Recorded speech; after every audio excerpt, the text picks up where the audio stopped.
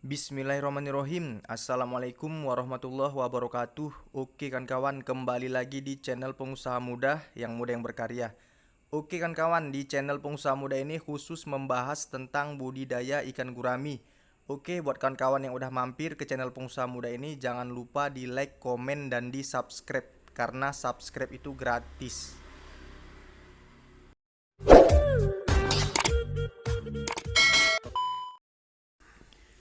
Bismillahirrahmanirrahim. Assalamualaikum warahmatullahi wabarakatuh. Kembali lagi di channel Pengusaha Muda yang berkarya. Di kesempatan kali ini saya ingin menginspirasi ya buat kawan-kawan ya. Untuk inspirasi kali ini saya akan menjelaskan faktor penyebab ikan gurami tidak mau besar ya kawan-kawan ya. Faktor penyebab ikan gurami tidak mau besar. Yang pertama faktor genetik. Faktor genetik ini bibit ya kawan-kawan ya. Genetik ini ada di bibit yang tidak berkualitas. Ini faktor yang utama ya. Penyebab ikan gurami tidak mau besar ada di bibit. Jadi buat kawan-kawan harus pandai-pandai ya memilih bibit yang bersertifikasi atau bibit yang berkualitas ya kawan-kawan ya. Cara ciri fisik untuk memilih bibit yang bersertifikasi atau yang berkualitas itu gimana ya? Oke, sedikit saya gambarkan ya. Cara fisiknya bibit yang berkualitas itu ikannya terlihat panjang ya kan kawan ya. Ikan terlihat panjang, lalu terlihat agresif, dan di badannya itu tidak ada luka-luka ya atau jamuran. Nah, jadi ciri fisiknya seperti itu. Dia cenderung panjang. Itu bibit yang cepat besar ya, yang bagus.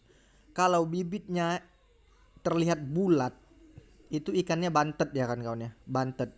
Itu bisa dibilang kualitas bibitnya kurang baik. Oke, yang pertama tadi bibit ya, bibit yang berkualitas ya. Faktor genetik tadi ya. Lalu yang kedua di faktor pakan. Di sini yang banyak salah ya kawan-kawan ya. Dalam usia ikan 1, 2, 3 bulan ya. 1 sampai 3 bulan itu harus kita lakukan pemberian pakan yang berprotein tinggi ya kawan-kawan ya. Pemberian pakan yang berprotein tinggi. Jadi kita di usia awal tebar itu harus menggunakan pakan yang berprotein di atas 30%. Ya, yang di atas 30%. Jadi tidak boleh kurang. Karena disitulah dia pertumbuhan itu ya. Disitulah pesatnya pertumbuhan ikan itu. Jadi apabila kita berikan protein yang rendah, maka ikan itu udah terlanjur bantet. Jadi susah untuk besarnya. Tapi kalau kita berikan protein yang tinggi, maka ikan itu akan lebih cepat berkembang ya. Jadi perkembangan itu lebih cepat lagi. Oke, tadi yang pertama faktor genetik atau bibit yang berkualitas. Yang kedua tadi faktor pakan ya. Jadi pakan harus berprotein tinggi. Lalu yang ketiga itu pakannya harus kita bibis ya. Harus kita bibis. Kalau untuk pembibisan pakan ada banyak ya kan ya. Bisa kita buat sendiri dari biang pakan, kita buat sendiri ya, kita racik sendiri. Lalu yang umumnya untuk perikanan itu dari balai perikanan itu pembibisan itu menggunakan E4 dan molase. Molase itu limbah gula ya kan kawan ya. Jadi itu semua udah umum lah. Kalau itu untuk semua ikan air tawar ya, semua ikan air tawar pembibisan itu udah banyak yang tahu ya. Jadi saya rasa udah tahu semua kan kawan kalau untuk E4 dan molasenya. Yang belum banyak tahu, menggunakan pembibisannya menggunakan susu frovat ya, susu frovat atau susu whale milk. Jadi susunya ada macam-macam ya, karena susu untuk ternak. Nah, nanti kawan-kawan bisa dapatkan di toko-toko pakan. Jadi bisa langsung tanyakan aja, lain daerah mungkin lain merek. Jadi bisa kawan-kawan tanya aja langsung sama penjual pakannya, Bang, tanyakan aja ya, susu untuk meningkatkan protein pakan ternak. Nah, di situ sudah ada semua untuk ayam, sapi, kambing ya, ikan ya. Nah, lalu untuk pembibisan selanjutnya itu kita menggunakan menggunakan vitamin ya. Vitamin itu dari produk Booster. Vitaminnya dari produk Booster. Jadi langkah pertama tadi pemilihan bibit yang berkualitas, lalu di pakannya ya harus yang berprotein di atas 30%. Lalu di pembibisan pakan ya, di pembibisan pakannya ada 4. Ada 4 yang harus dibibis.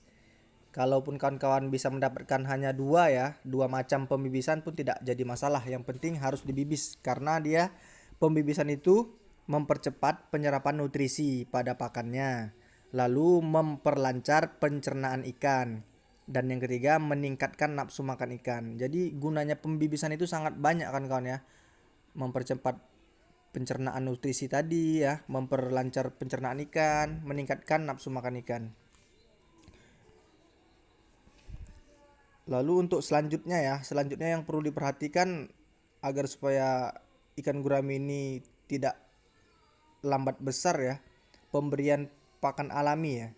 Kita harus setelah kita berikan pakan pelet tadi, lalu kita selingi dengan pakan alaminya.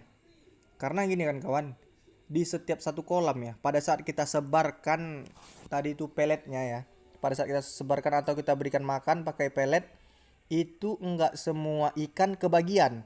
Karena ada ikan yang cenderung memang dia tidak mau berebut makanan. Jadi dia tetap ketinggalan, tetap ada itu. Nah, jadi pada saat kita selingi dengan dedaunan tadi atau pakan alternatif tadi, setidaknya dia bisa mengimbangi kawan-kawannya. Nah, jadi pertumbuhan ikan itu walaupun tidak merata, tapi setidaknya dia bisa mengimbangi pertumbuhan kawan-kawannya jadi. Lalu yang harus diperhatikan ya, faktor penyebab ikan gurami tidak mau besar itu kualitas air yang utama sebenarnya ya. Kualitas air juga ya. Kualitas air, amonia yang menumpuk di dasar kolam ya. Nah, itulah yang membuat rusaknya ikan itu tadi, terserang bakteri ya, atau tingginya curah hujan, air kolamnya jadi asam ya. Jadi seperti itu kan kawan ya. Jadi untuk yang ke 4 ini tadi kualitas air ya. Kualitas air. Jadi untuk menangani kualitas air ini saya sudah jelaskan juga ya di video-video saya ya. Saya jelaskan juga gimana caranya bongkar rahasia memperbaiki kualitas air ya, sudah saya buat juga. Itu saya berikan garam ya. Saya berikan garam karena kolam saya terpal diameter 3, saya berikan 3 genggam ya. Lalu saya diamkan selama setengah jam, lalu air dasarnya saya buang. Nah, itulah perawatannya ya kan kawan ya. Jadi jangan sampai salah.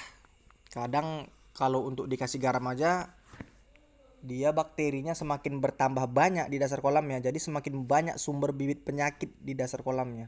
Jadi harus dibuang air dasarnya. Setelah diberikan garam, diamkan selama setengah jam atau sampai 1 jam pun tidak masalah. Tapi memang harus dibuang. Jangan sampai tidak dibuang. Kalau tidak dibuang, sumber penyakitnya akan makin bertambah diberikan garam itu, bukan semakin bagus. Nah, jadi kadang ada orang yang tidak memberikan tips-tips yang seperti ini. Nah, jadi dibiarkan aja, menyesatkan. Jadi ini saya berikanlah, saya beritahulah bahwasannya seperti itu cara-caranya. Untuk selanjutnya yang membuat faktor ikan gurami ini lambat besar itu kondisi dari lingkungan ya kan kawan ya. Kondisi dari lingkungan itu ikan kita, kolam kita ya, itu berada di pinggir jalan ya. Berada di pinggir jalan. Jadi lingkungannya itu terlalu berisik. Jadi di lingkungan terlalu berisik, jadi ikan itu cenderung stres. Jadi cara menanganinya agar ikan itu tidak stres walaupun di kondisi lingkungan kita yang ramai, rapat penduduk, itu bisa kita akali dengan pemberian tanaman air ya, pemberian tanaman air atau seperti eceng gondok, seperti kiambang ya, seperti daun kangkung, itu mengurangi angka stres pada ikan kita. Jadi tetap bisa dikondisikan lah ya kan kawan ya. Jadi mudah-mudahan yang saya jelaskan ini dapat bermanfaat, dapat menginspirasi buat kawan-kawan ya. Jadi kawan-kawan itu tidak salah langkah ya dalam berbudidaya ikan gurami. Oke kawan-kawan ya, mungkin sampai sini dulu penjelasan dari saya. Salam sukses ya dari saya, pengusaha muda, yang berkarya. Oke kawan-kawan, assalamualaikum warahmatullahi wabarakatuh.